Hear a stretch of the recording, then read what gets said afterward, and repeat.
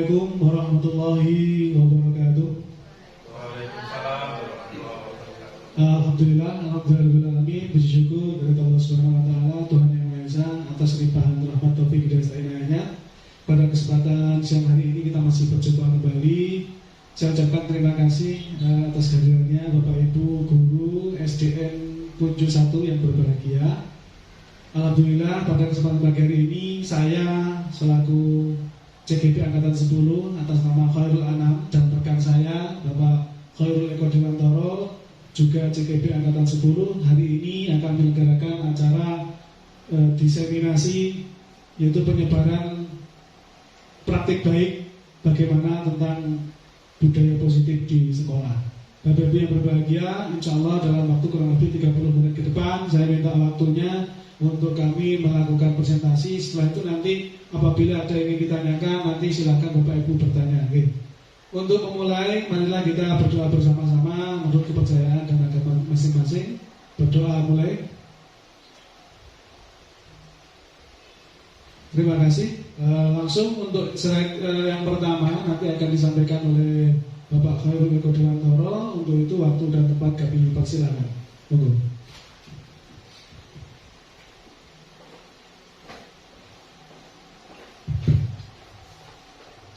Oke, terima kasih Bapak Khairul Anam.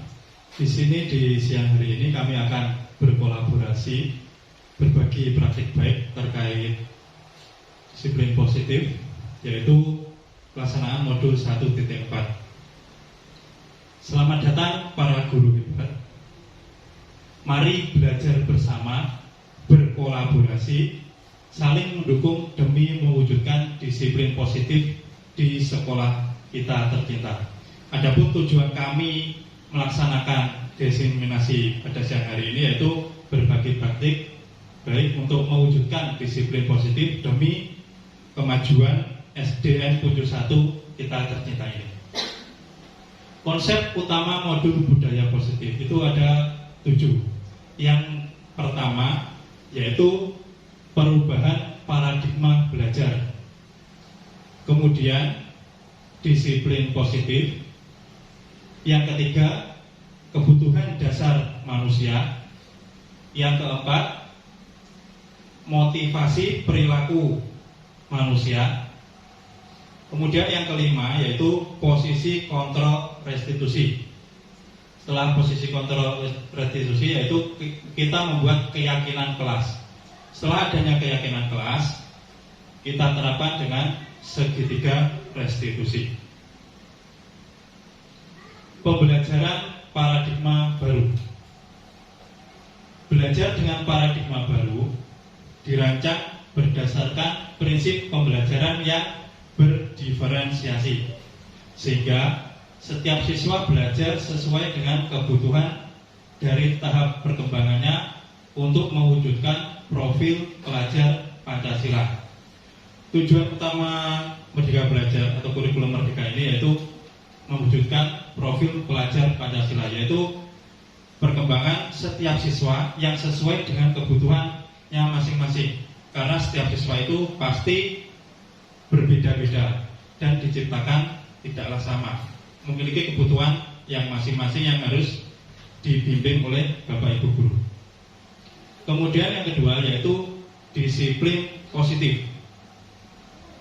Dalam budaya kita, makna kata disiplin dimaknai menjadi sesuatu yang dilakukan seseorang pada orang lain untuk mendapatkan kepatuhan.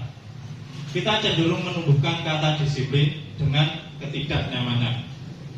Pada dasarnya disiplin itu biasanya terkait dengan sebuah aturan, yang mana aturan tersebut bersifat mengekang. Itu paradigma lama. Di Merdeka Belajar ini, disiplin positif merupakan salah satu penerapan disiplin yang bertujuan untuk menumbuhkan rasa kesadaran serta memberdayakan anak untuk melakukan sesuatu tanpa ancaman maupun hukuman. Sebagai pendidik, tujuan kita adalah menciptakan anak-anak yang memiliki disiplin diri sehingga mereka bisa berperilaku mengacu pada nilai-nilai kebijakan universal. dan memiliki motivasi intrinsik bukan intrinsik. Jadi tujuan kita sebagai pendidik yaitu menumbuhkan sifat kedisiplinan dari dalam siswa masing-masing tanpa adanya intrinsik atau pengaruh dari luar, agar disiplin tersebut itu tertanam pada diri peserta didik. Kemudian yang ketiga yaitu kebutuhan dasar manusia. Semua manusia itu pasti memiliki kebutuhan. Adapun 5 kebutuhan dasar manusia. Yang pertama, bertahan hidup. Yang kedua, rasa kasih sayang dan rasa diterima. Yang ketiga, penguasaan.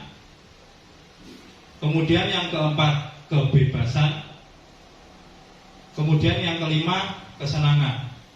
Dari kelima kebutuhan dasar manusia itu semuanya harus terpenuhi. Adapun apabila tidak terpenuhi salah satu, itu pasti akan timbul gejolak, timbul pemberontakan dari diri kita masing-masing. Kemudian motivasi perilaku manusia. Motivasi merupakan dorongan yang timbul pada diri seseorang secara sadar ataupun tidak sadar untuk melakukan sesuatu tindakan dengan tujuan tertentu.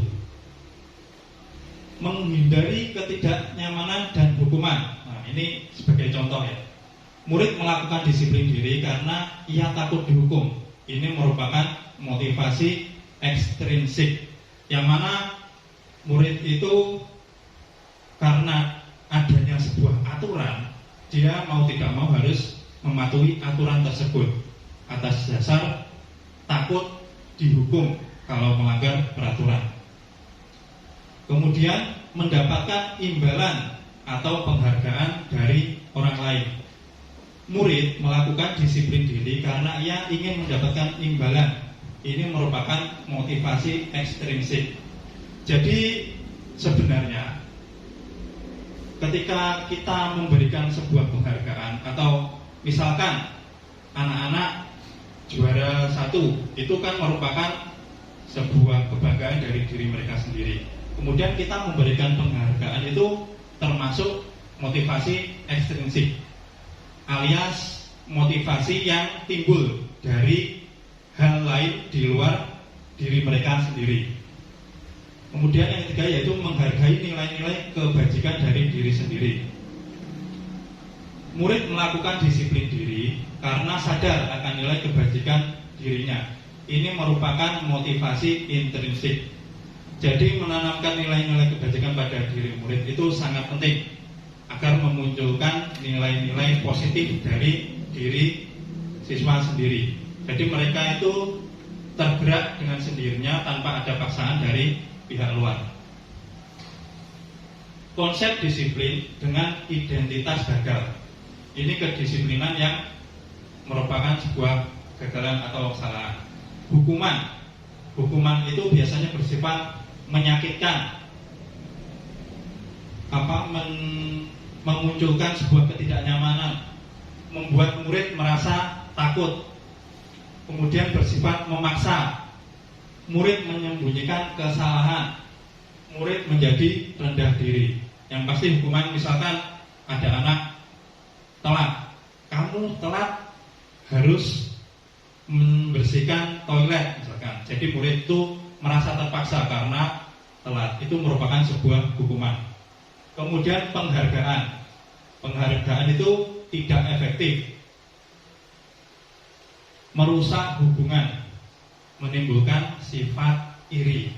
Jadi ketika ada temannya itu yang mendapatkan penghargaan, pasti teman-teman yang lain itu merasa iri karena dia tidak mendapatkannya.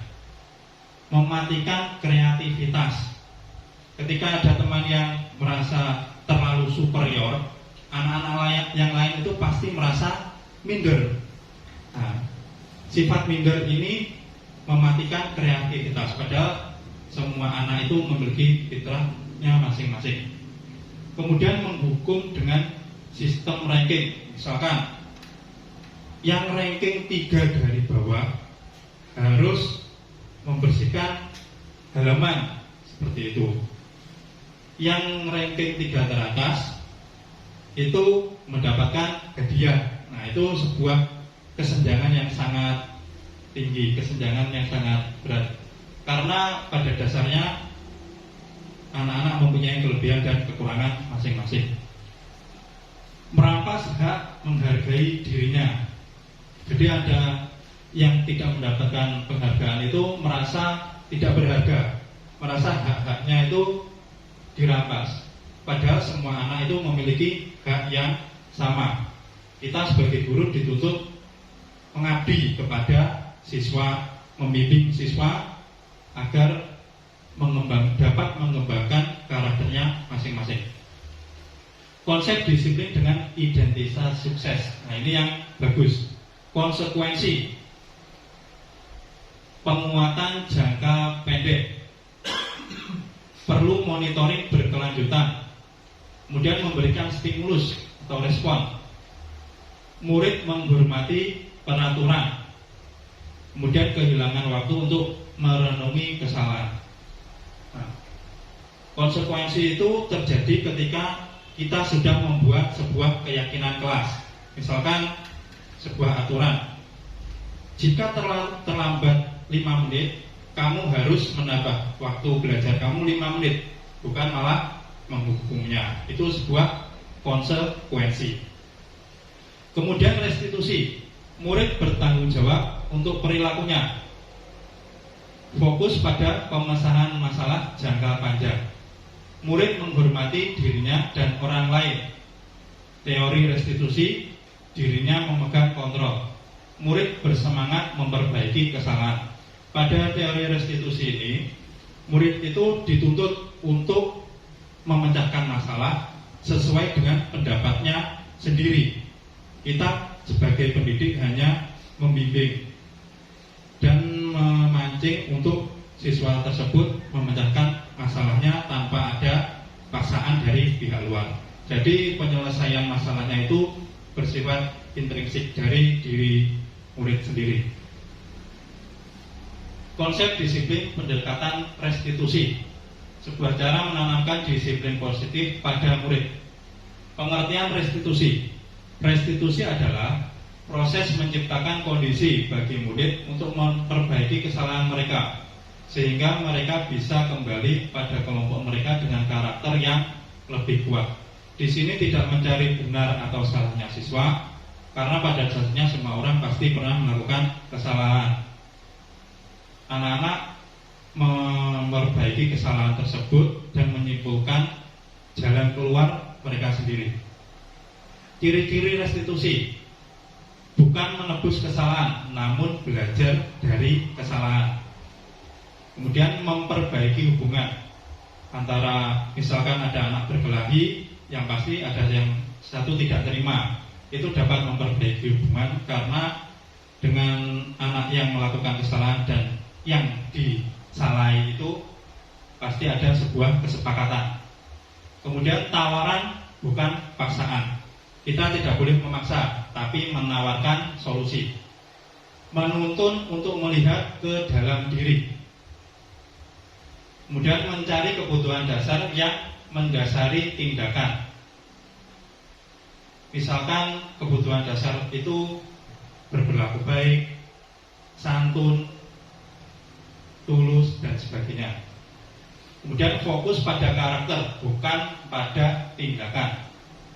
Yang terakhir, menguatkan dan fokus pada solusi. Nah, ini perbedaan hukuman dan konsekuensi. Contoh kasus siswa datang terlambat. Bila mana hukuman, guru menghukum siswa tersebut hormat pada bendera selama 10 menit. Guru marah dan murid menjadi takut. Bila ada anak yang telatnya 10 menit. Kamu telat 10 menit, kamu harus hormat kepada bendera selama 10 menit.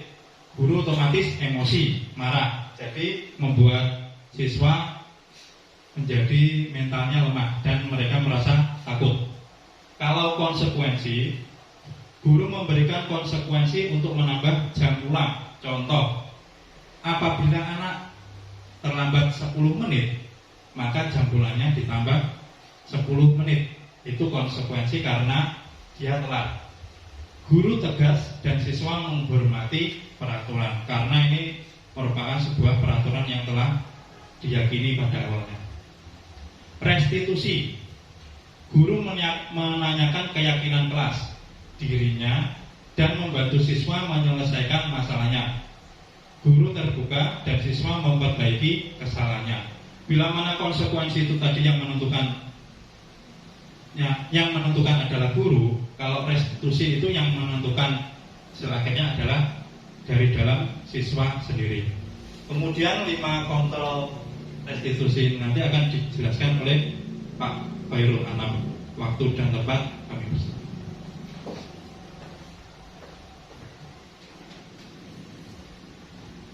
Oke, terima kasih waktu yang diberikan oleh rekan saya. Langsung saya melanjutkan di sini, Bapak Ibu, sedikit menggarisbawahi apa yang sudah disampaikan oleh Pak Khairul Eko Dewantoro tadi. Jadi sebagai seorang guru, sudah selayaknya kita tidak memberikan lagi hukuman, tapi bagaimana kita mengajarkan kepada anak didik kita itu dengan konsekuensi, dengan teori segitiga restitusi. Jadi bagaimana kita menyadarkan anak itu, mereka itu bisa menyadari kesalahannya dan melaksanakan tanggung jawabnya berdasarkan motivasi intrinsik dari dalam diri, bukan karena hanya takut dihukum, bukan hanya karena takut dimarahi. Nah, selama ini kan sama ya, saya kira saya sendiri juga seperti itu.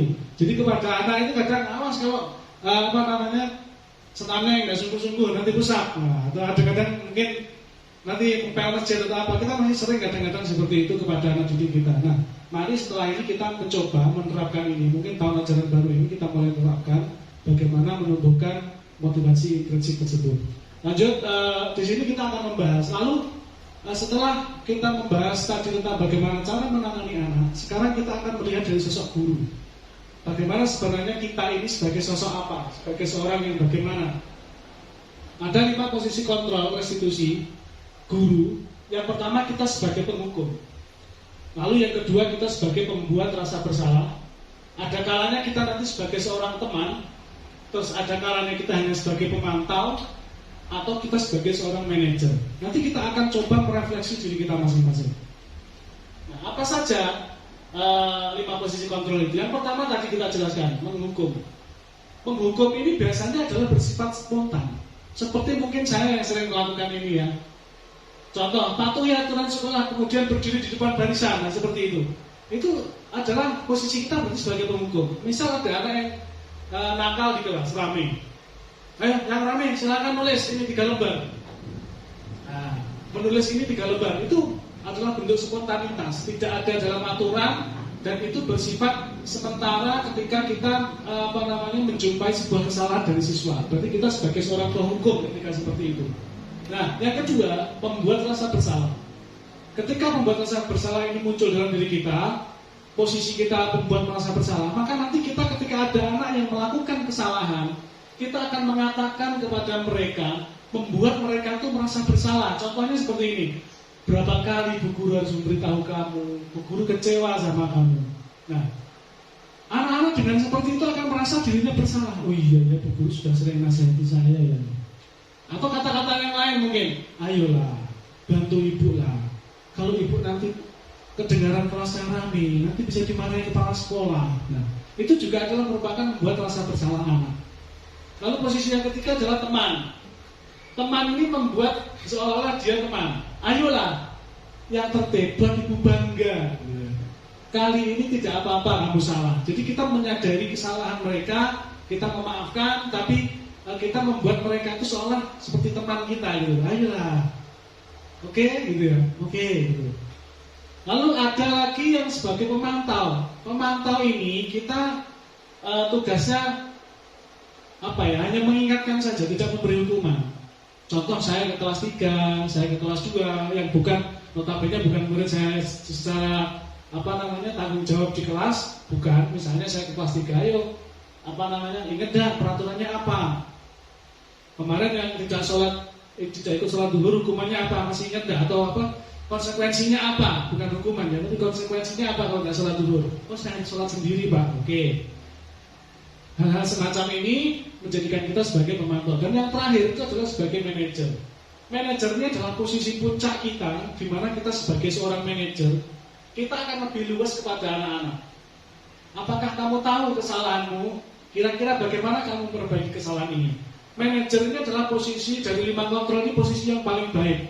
Karena kita sebagai manajer, kita nanti akan mencari titik permasalahan anak, kita lebih pengertian kepada anak dan tidak menghukum anak secara spontanitas. Nah, yang berikutnya yaitu adalah keyakinan kelas. Setelah kita mengetahui posisi kontrol kita sebagai apa, oh ternyata saya selama ini lebih banyak penghukum, saya lebih banyak sebagai pemantau, oh ternyata selama ini saya lebih banyak sebagai teman misalnya. Nah, lalu kita bagaimana mendisiplinkan anak itu dengan cara membuat keyakinan kelas. Keyakinan kelas itu seperti apa? Jadi keyakinan kelas itu adalah merupakan bentuk kesepakatan kelas antara kita sebagai seorang guru dan siswa, yang dimana nanti itu akan diterapkan selama 1 tahun pembelajaran. Nanti kita akan membuat sebuah kesepakatan. Ayo anak-anak, kira-kira peraturan apa yang akan kita taati?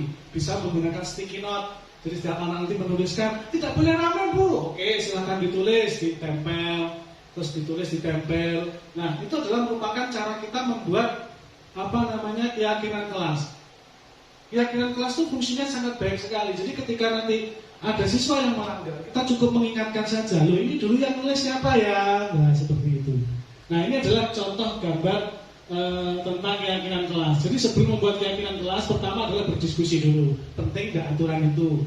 Anak-anak penting nggak membuat peraturan? Apa kita sekolahnya kita bebaskan? Nah, lalu setelah anak-anak memutuskan bahwa peraturan itu penting, lalu anak-anak itu menyusun sebuah peraturan yang mereka sendiri yang menulis.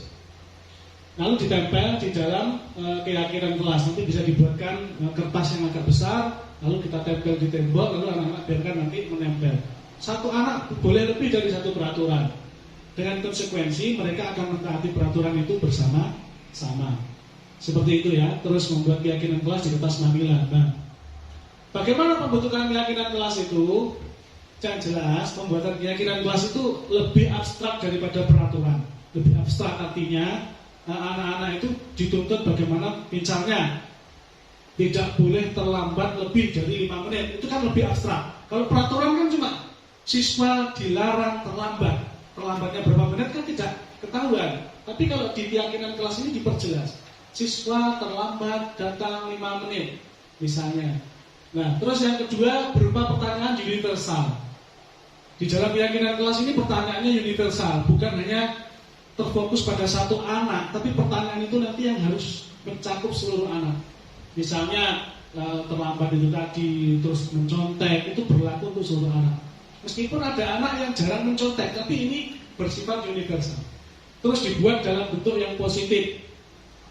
Berikutnya sedikit saja agar mudah diingat. Keyakinan kelas tidak usah terlalu banyak, sedikit tapi mudah diingat, dan itu mencakup keseluruhan.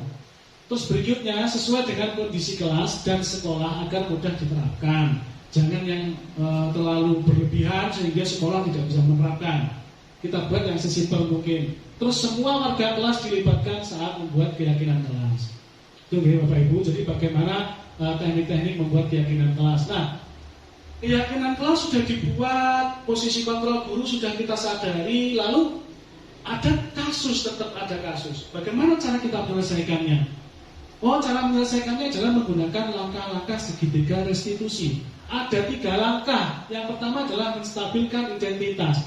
Yang kedua, validasi tindakan yang salah. Yang ketiga, menanyakan keyakinan kelas. Menstabilkan identitas. Contoh gini, ada siswa yang datang terlambat.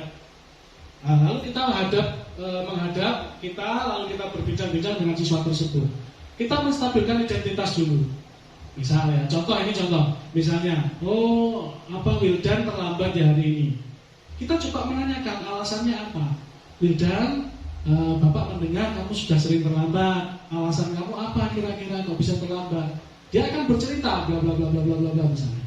Lalu kita menstabilkan, Wildan, sebenarnya terlambat itu bukan hal yang luar biasa. Sebenarnya terlambat itu juga manusiawi, karena kita sebagai seorang manusia mungkin sesekali akan pernah melakukan kesalahan. Itu adalah contoh menstabilkan identitas. Terus validasi tindakan yang salah. Namun Apabila kamu sering terlambat, itu juga akan mempengaruhi kedisiplinan kamu misalnya. Terus kita menanyakan keyakinan, ayo masih ingat enggak keyakinan kelas apa yang sudah kita buat misalnya? Iya Pak, ingat. Apa? Saya sudah datang terlambat, melanggar keyakinan kelas yang sudah kita buat. Oke, jadi kita tidak perlu menghukum anak, kita teriak-teriak, marah-marah, tidak perlu. Justru kita mengingatkan keyakinan kelas apa yang sudah dibuat. Dia akan teringat, oh iya Pak, berarti saya harus melaksanakan ini Pak. Oh saya berarti harus ini. Nah, oke, untuk mempertanggungjawabkan kesalahan kamu, apa yang harus kamu lakukan? Oh saya harus ini Pak, misalnya belajar lebih giat lagi, atau saya misalnya membaca buku di perpustakaan dan sebagainya. Nah ini contohnya, jadi ada murid yang berkasus, memiliki kasus, lalu ini Bapak Guru melakukan segitiga restitusi. Berikutnya siswa berkelahi. Nah ini siswa terlambat datang ke sekolah. Ini contohnya yaitu guru melakukan segitiga restitusi kepada murid. Jadi memang harus wawancara seperti itu Bapak Ibu ya. Tidak boleh saat kondisi ramai. Nah ini dalam penerapan program disiplin positif, hendaknya guru memiliki standar kepribadian, profesional dan sosial yang baik, di mana guru mampu berefleksi pada diri, posisi kontrolnya saat ini. Bagaimana perjalanan dirinya sebagai seorang among, posisi manajer yang menuntun murid menjadi insan yang mandiri, merdeka dan bertanggung jawab. Jadi itu Bapak Ibu tujuan akhir kita pada hari ini, yaitu bagaimana setelah ini Bapak Ibu semua bisa menerapkan apa yang sudah kita sampaikan pada kesempatan hari ini kepada peserta didik, khususnya di lembaga kita yaitu di SDN Punjul 1. Itu harapan kami. Saya ucapkan terima kasih atas waktunya. Setelah ini kita akan buka sesi tanya jawab. Saya persilakan mungkin yang mau bertanya, mungkin kami persilakan, nanti akan langsung kami jawab saat ini juga. Monggo kami persilakan. Monggo Pak Bedi. Silakan.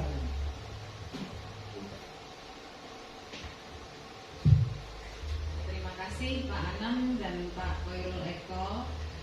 Ilmunya sangat baik, penjelasannya juga gamblang dan sangat-sangat bisa diterima. Saya di sini bukan ingin bertanya, saya cuma ingin meminta tips bagaimana cara kita, kan tadi kan pengalaman penerapan budaya positif sudah dijelaskan, contohnya kebiasaan positifnya bagaimana sudah dijelaskan dengan sangat gamblang. Saya cuma mau minta tips bagaimana cara menerapkannya di kelas bawah, terutama di kelas 1. Penjelasan kan yang ada di kelas 4, 5, 6 itu anaknya mungkin bisa sadar kesalahan saya seperti ini. Kemudian kalau saya melakukan kesalahan, pasti konsekuensinya seperti anak sudah bisa sadar. Tetapi kalau di kelas 1, ketika ada anak, penjelasan sudah tahu lah anaknya yang mana, kan tahu ya. Dia juga kadang berangkatnya terlambat, mungkin dari dirinya dia sendiri belum sadar. Saya itu sekolah itu bagaimana, mungkin belum sadar. Saya cuma mau minta tips bagaimana kita bisa melaksanakan budaya positif yang jenengan menjelaskan tadi dengan baik di kelas, terutama di kelas 1. Terima kasih Pak Anam. Oke, terima kasih atas tanggapannya. Jadi gini ya, bagaimana tipsnya untuk kita bisa menerapkan ini di kelas bawah. Yang pertama yang tidak kalah penting sebenarnya kita di kelas bawah itu adalah lebih kepada pendekatan intrinsik. Jadi anak-anak itu merasa bahwa kita posisi kita sebagai manajer. Pertama kita harus menerapkan posisi kita sebagai manajer seutuhnya. Jadi kita bagaimana menjadi guru atau among menjadi bagi siswa, penuntun bagi siswa di kelas bawah. Terus kita sebagai posisi manajer itu ya. Kita mengayomi mereka, kita mengibaratkan mereka itu seperti anak-anak kita sendiri. Karena memang kedekatan emosional itu penting dibangun untuk anak-anak kelas bawah. Terus yang kedua, selain itu kita juga harus membuat peraturan yang simpel-simpel dengan kelas 1 itu. Jadi tidak perlu kita terlalu banyak peraturan, tapi simpel-simpel saja, dan tentunya anak-anak yang mudah diingat. Bisa nanti kita membuat keyakinan kelas itu melalui media gambar ataupun kartun yang datang terlambat. Jadi anak-anak ini tinggal menempel saja di kelas bawah ini. Ada beberapa gambar anak-anak, gambar ini tentang tidak boleh terlambat misalnya. Gambarnya ini. Jadi anak-anak keyakinan kelasnya tidak harus dengan menulis ya, tapi bisa dengan metode gambar. gambar yang itu mencerminkan anak yang datang disiplin, misalnya anak-anak yang mengerjakan PR atau anak-anak yang seperti apa, seperti itu. Terus yang berikutnya tidak kalah penting, tipsnya adalah kita selalu berkoordinasi dengan rekan sejawat, juga berkoordinasi dengan wali murid tentunya. Karena setiap anak pasti punya permasalahan. Kenapa kok bisa terlambat gitu kan? Barangkali wali muridnya ada sedikit problem di rumah. Jadi kita harus terus bangun komunikasi itu. Jadi komunikasi yang baik dengan wali murid, juga dengan kepala sekolah, juga dengan teman-teman. Barangkali teman-teman memiliki solusi terhadap permasalahan yang dihadapi anak. Mungkin itu saja jawaban dari saya. Terima kasih. Ada lagi mungkin Mbak Fendi tadi mau bertanya, satu lagi.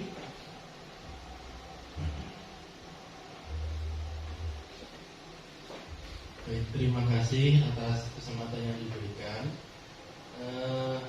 Seperti yang disampaikan Bapak ini tadi, penjelasan yang sangat jelas sekali dan bisa diterima.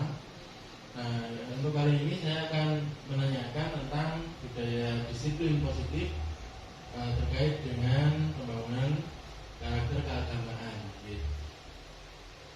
Nah, bagaimana ketika kita di sekolah ini, bagaimana membuat keyakinan kelas atau keyakinan positif secara universal satu sekolah.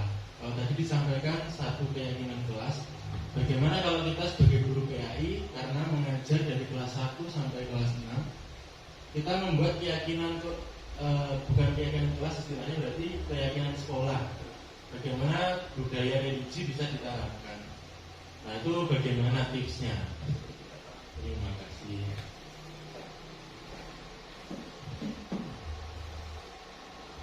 Oke, terima kasih Pak Fendi Juniawan selaku guru agama di SDN 71. Jadi bagaimana cara kita membuat keyakinan sekolah yang bersifat universal? Tentunya caranya sama saja, Pak. Jadi ketika misalnya kita ingin menerapkan budaya positif di sekolah, itu namanya keyakinan sekolah, maka kita perlu mengadakan pertemuan secara global. Jadi seluruh siswa nanti kita kumpulkan dalam satu gedung, lalu nanti tiap ketua kelas nanti mewakili kelasnya, nanti membuat satu keyakinan yang itu bisa mewakili dari tiap kelas-kelasnya. Misalnya nanti dari kelas 6, silakan kelas 6 membuat 5 keyakinan kelas, kelas 5 membuat 5 keyakinan kelas, dan seterusnya. Nah, keyakinan kelas itu nanti kita garis bawahi. Ini yang berhubungan dengan pendidikan agama atau pendidikan karakter. Misalnya siswa yang terlambat sholat duha, maka wajib mengulang sholat duhanya, seperti itu. Siswa yang terlambat sholat duhur, maka dia wajib mengulang sholat duhurnya. Nah, itu contoh keyakinan kelas yang berhubungan dengan agama, seperti itu, Pak. Pendidikan beragama lain nanti bisa juga menyesuaikan seperti itu. Terima kasih. Ada lagi pertanyaan? Cukup ya? Cukup sekali pertanyaan. Mungkin ada statement dari Pak Eko. Ya, terima kasih. Terkait keyakinan kelas yang bersifat universal atau satu sekolah tadi, kita akan mengumpulkan berdasarkan ide dari tiap-tiap anak di tiap-tiap kelas. Itu nanti juga berpengaruh untuk dijadikan sebuah visi sekolah, yang mana visi sekolah tersebut nanti wajib dilaksanakan setiap warga sekolah. Terima kasih. Oke, terima kasih closing statement dari Bapak Khairul Kodewantoro. Saya sendiri sebagai pemateri terakhir pada kesempatan hari ini juga mengucapkan terima kasih atas masukan-masukan yang diberikan dan juga pertanyaan-pertanyaan. Saya ucapkan terima kasih banyak Bapak Ibu atas kehadirannya. Saya mewakili rekan saya memohon maaf yang sebesar-besarnya apabila dalam menyampaikan ada banyak kekeliruan atau kesalahan. Sekali lagi saya ucapkan mohon maaf yang sebesar-besarnya. Mudah-mudahan ilmu ini bermanfaat bagi kita, dan kita berharap setelah ini sekolah kita ada perubahan yang signifikan. Jadi bagaimana kita tidak menghukum anak lagi, tapi cukup kita nanti meyakini, membuat keyakinan kelas dan membuat anak-anak itu tersadar dan motivasi intrinsik itu tadi. Terima kasih. Saya akhiri. Akhir kalam. Wabillahi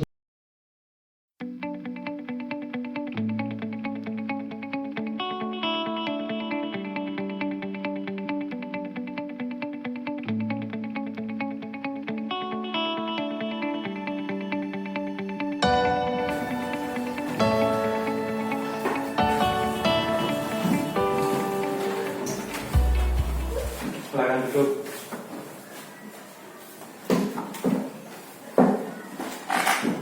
Kalian tahu nggak kenapa kalian Bapak panggil ke sini? Tahu, Pak. Tadi pada waktu istirahat Bapak lihat kalian sedang berkelahi sehingga banyak anak yang mengeluh. Apakah benar? Benar, Pak. Sekarang Bapak tanya, berkelahi itu perbuatan yang baik atau tidak baik? Tidak baik. Jika berkelahi adalah perbuatan yang tidak baik. Nah, Bapak pun mengerti semua manusia itu pasti pernah melakukan kesalahan. Bahkan Pak Joy pun pernah melakukan kesalahan. Kesalahan merupakan manusiawi, setiap orang pasti pernah melakukannya. Tapi di sini Bapak tidak mencari siapa yang benar, siapa yang salah. Kalian pasti punya alasan mengapa melakukan hal tersebut. Saya dijegal oleh Lutfi, Pak. Saya tidak sengaja mencoba motor karena ingin merebut bola anak kakinya. Lalu Saya memukul Lutfi. gara dijegal, kamu memukul Lutfi. Berarti sama langsung emosi ketika dijegal Lutfi. Nah, akibat perbuatan kamu yang main hakim sendiri, perut Lutfi jadi sakit karena kamu pukul. Kalian ingat gak keyakinan kelas yang telah kita buat kemarin? Ingat, Pak. Apa saja? Disiplin waktu, jujur, menjaga kebersihan kelas, sopan, santun. Nah, ada salah satu sikap santun. Jika kamu meyakini santun itu merupakan hal yang kita perlukan, apakah benar? Iya, Pak. Kalau kamu meyakini santun merupakan hal yang kita perlukan, apakah berkelahi merupakan sikap yang santun? Tidak. Terus apa yang akan kamu lakukan agar tidak berkelahi? Mengontrol emosi dan bermain secara sportif. Mengontrol emosi dan bermain secara sportif. Setelah itu, kapan kamu akan mulai melaksanakan hal tersebut? Mulai sekarang dan seterusnya. Nah, agar tidak berkelahi ya. Nah, saya yakin kalian akan menjadi anak yang soleh dan menjadi anak yang lebih baik lagi. Siap menjadi anak yang lebih baik lagi? Siap, Pak. Oke, terima kasih. Sekarang kalian berjabat tangan. Balik ke kelas. Warahmatullahi wabarakatuh. Saya Anita Octaviano. Saya Lufian Farizi. Setelah mendapat pembinaan dari Pak Choi, saya sadar dan menyesal atas perbuatan saya tadi. Dan saya berjanji tidak akan mengulanginya lagi. Oke, berjabat tangan. Oke, balik ke kelas ya.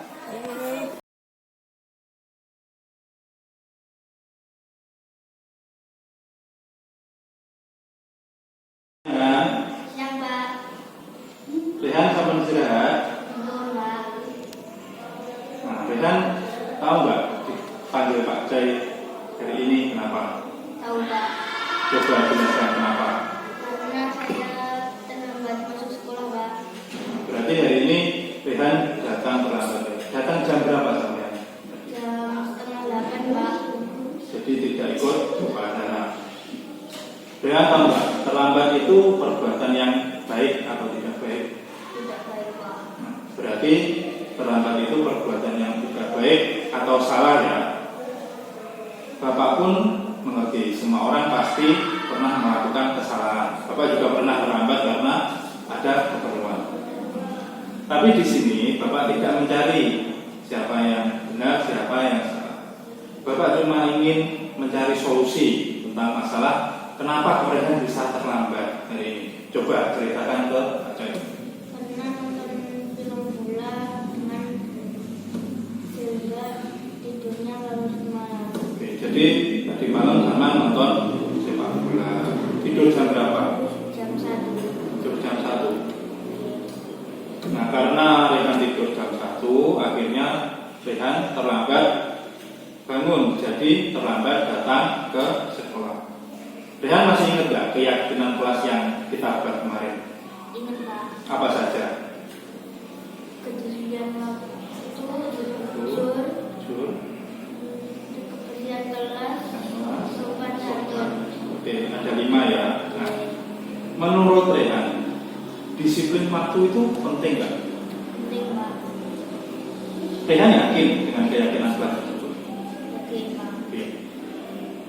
Sekarang apa yang akan Rehan lakukan agar tidak datang terlambat ke sekolah? Itu dengan waktu yang awal Akan tidur jam berapa? jam 9, Pak. 9. Terus apa lagi? Menyiapkan alarm dan menanggal doa dan untuk membangunkan satu pagi. Oke, bagus. Berarti Rehan kan sudah mengerti apa yang harus dilakukan agar tidak terlambat bangun. Kapan Rehan akan memulainya? Nanti malam, Pak. Nanti malam. Oke. Semoga Rehan dapat melaksanakan apa yang Rehan katakan. Pak Coy juga percaya Rehan pasti dapat menjadi anak yang lebih baik lagi. Siap menjadi anak yang lebih baik lagi? Siap. Oke, terima kasih. Assalamualaikum warahmatullahi wabarakatuh. Perkenalkan, nama saya Rehan. Saya menyesal karena tidur terlalu malam dan terlambat ke sekolah. Dan saya berjanji tidak akan mengulangi itu lagi. Terima kasih.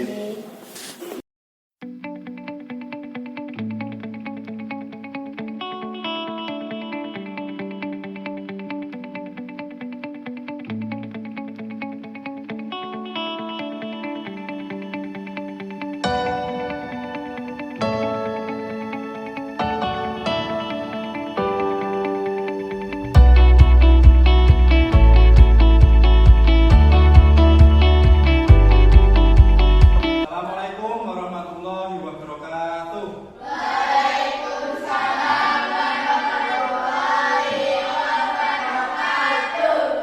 Selamat pagi anak-anak. Pagi, Pak. Bagaimana kabar kalian hari ini?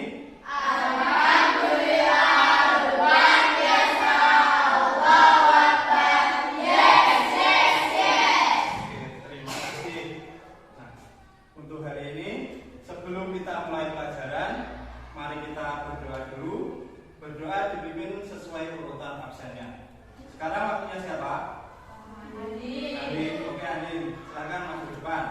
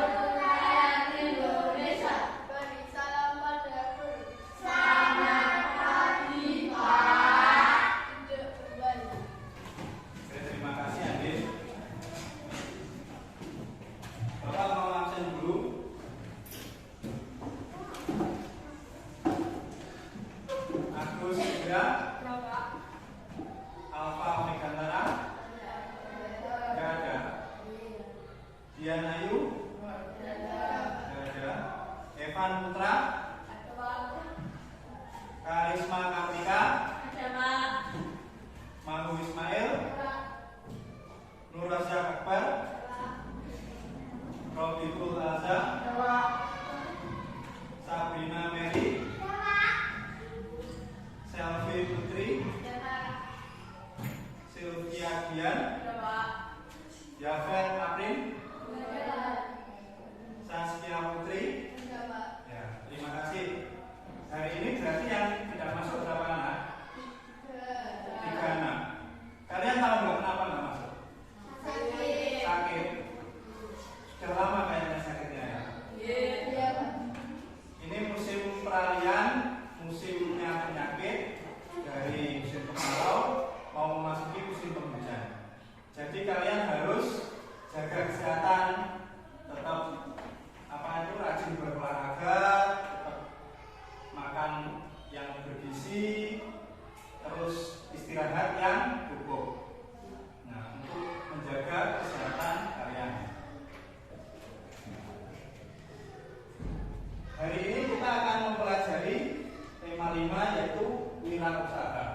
Tema 5, subtema 1, kerja keras berbuah kesuksesan.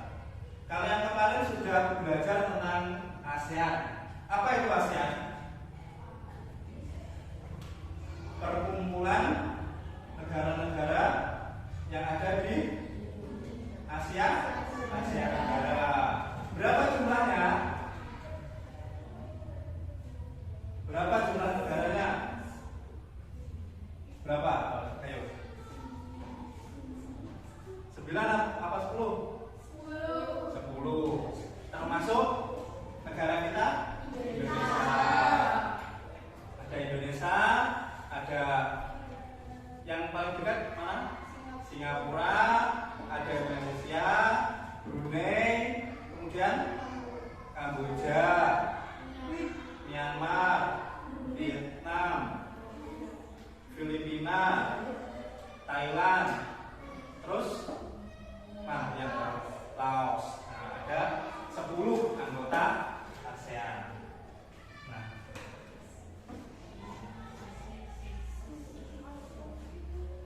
kalian simak video dulu.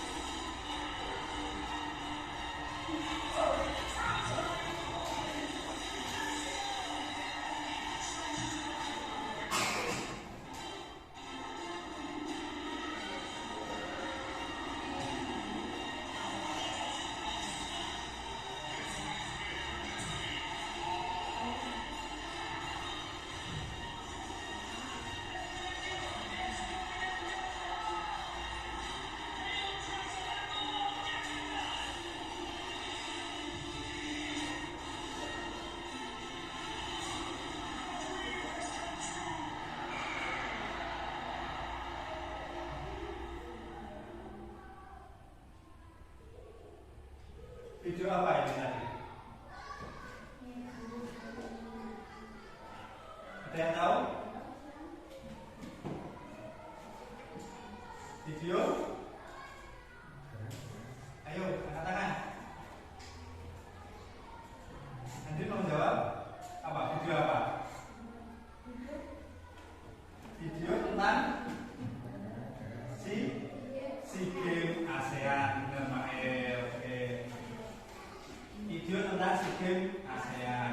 Siapa saja pesertanya? Negara-negara yang ada di ASEAN. Tujuannya untuk mempererat hubungan antar negara di wilayah Asia Tenggara. Ada beberapa faktor yang akan meningkat ketika penyelenggaraan SEA Games, terutama buat tuan rumah. Bisa faktor kesejahteraan penduduk, bisa faktor ekonomi, bahkan faktor sosial. Nah, tujuan pembelajaran kali ini ada dua muatan, yaitu IPS dan SBDP.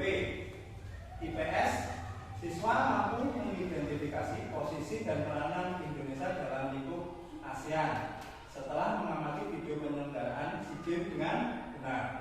Siswa mampu menganalisis posisi dan peranan Indonesia di bidang ekonomi dalam lingkup ASEAN dengan mengamati video pembelajaran dengan benar. Siswa mampu menyimpulkan posisi dan peranan Indonesia di bidang ekonomi dalam lingkup ASEAN setelah membaca teks dengan benar. Siswa mampu mempresentasikan laporan tentang posisi dan peranan Indonesia di bidang ekonomi dalam lingkup ASEAN setelah membaca bahan ajar dan mencari informasi melalui eksplorasi di internet dengan benar. Kemudian muatan SBDP, siswa mampu mengidentifikasi ciri-ciri logo dan maknanya dengan mengamati contoh secara benar. Siswa mampu membuat logo, nanti kalian membuat logo dan maknanya dengan mengamati contoh dan membaca penjelasan yang ada di buku siswa dengan benar. Saya lanjutkan.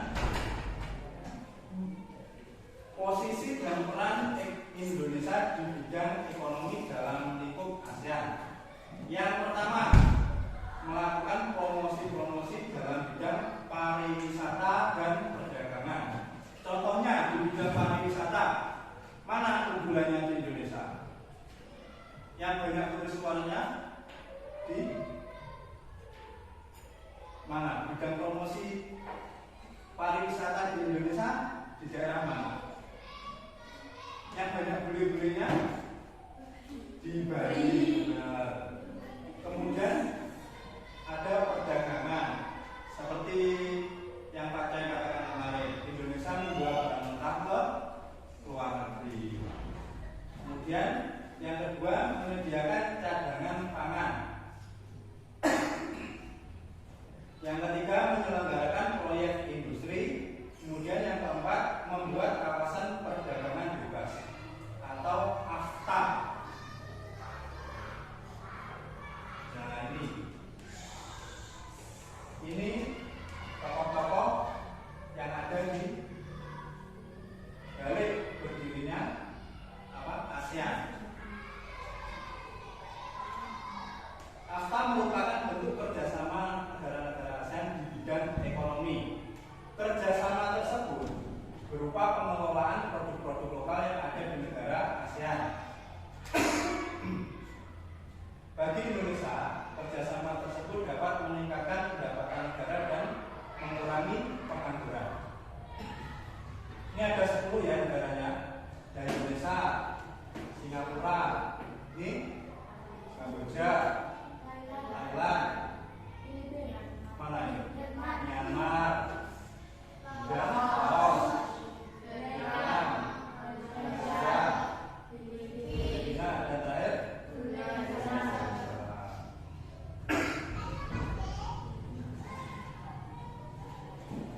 kalian simak video.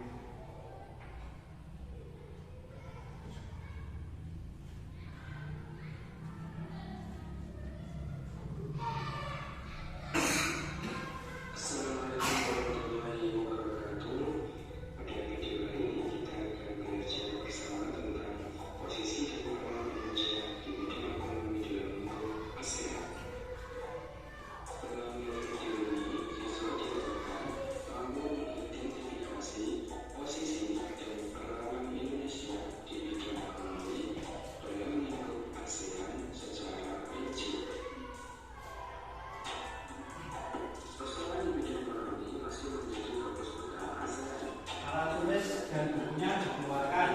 Wah, ada yang penting dicatat.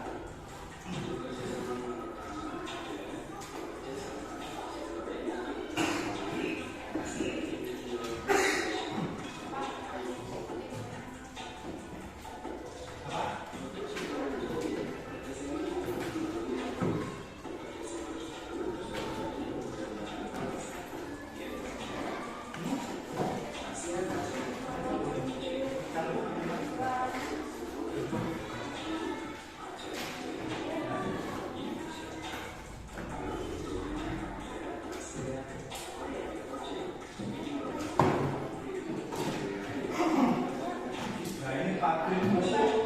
Kalian tahu buku Korea? Ada di Malaysia.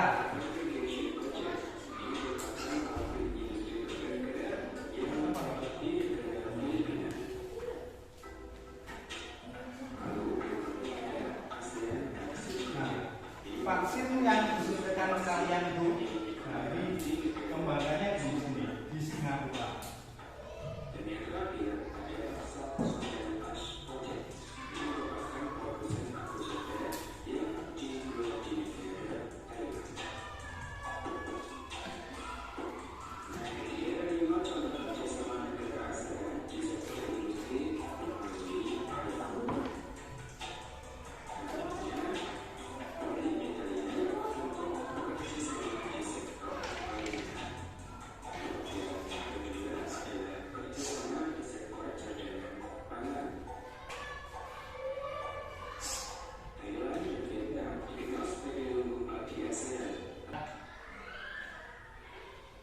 Setelah tadi kalian melihat video, ada berapa banyak pertukaran?